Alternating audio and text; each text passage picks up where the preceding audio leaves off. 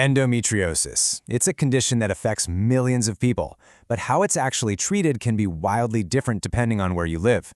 Today, we're going to dive into a really fascinating study that compares how 5 different high-income countries organize care for this complex disease. And what we find is a story of different blueprints, different roles, and some pretty crucial lessons for the future. So, let's get right into it. To really wrap our heads around the scale of what we're talking about, let's just start with this one number. In Australia, a huge study found that 11.4% of women are diagnosed with endometriosis by the time they're 44. This is not some rare condition.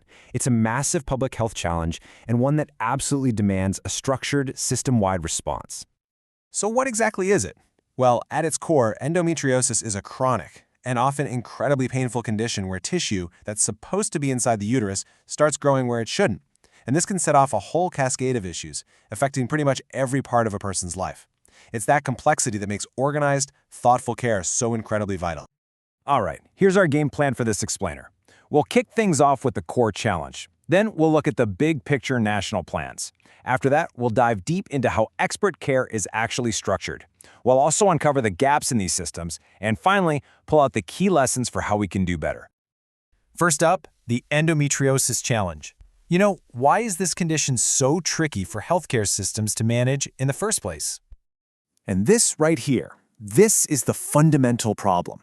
On one hand, you have a really complex disease that often needs a whole team of specialists. But on the other hand, you have a huge number of patients. It's just not practical or even necessary for every single person to go straight to a top-tier expert center.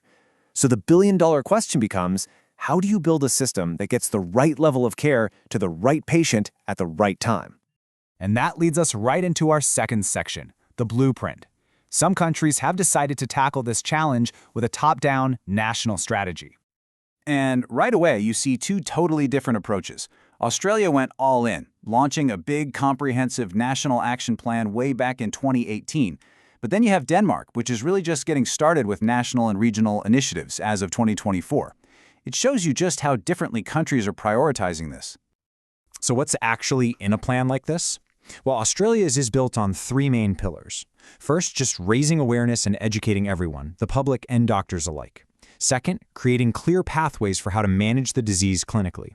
And third, putting money into research to actually understand it better. It's a really holistic approach that's trying to lift the standard of care for everybody. But, a national plan is just paper. How does it actually work in practice? In our third section, let's get into the real nuts and bolts of how these countries structure their specialized care centers. Okay, this slide is really the heart of it. And the differences are just wow. On one end, you have Germany with a superstructured 3-level system. Denmark and the Netherlands have a 2-level system. Then the UK does something different. They only formally accredit the absolute top-tier centers.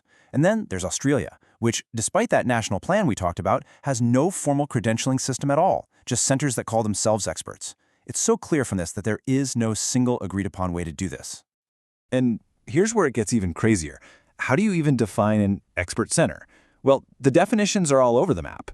To be a top center in Germany, your clinic has to do at least 100 surgeries a year. In the Netherlands, it's 50.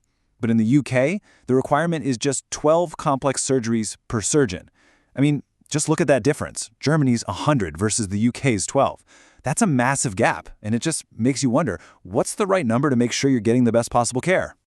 Now here's another huge difference, and this one really matters for patients. In Denmark, if you're diagnosed with advanced endometriosis at a secondary center, they have to refer you to a highly specialized one. It's mandatory, a rule. In every other country we're looking at, it's just a suggestion in the guidelines. That one rule in Denmark creates a powerful, clear path for the most complex patients to get to the right specialist, no questions asked. But, for all these structural differences, there is one thing that everyone seems to agree on. You need a team. The best centers in all these systems bring together a whole crew of specialists. We're talking gynecologists, surgeons, urologists, imaging and pain experts, and, this is so important, a dedicated endometriosis nurse who helps coordinate everything. Okay, so we've got these official systems, these tiered centers, all these guidelines. But you have to wonder, right? Does the reality on the ground actually match the blueprint?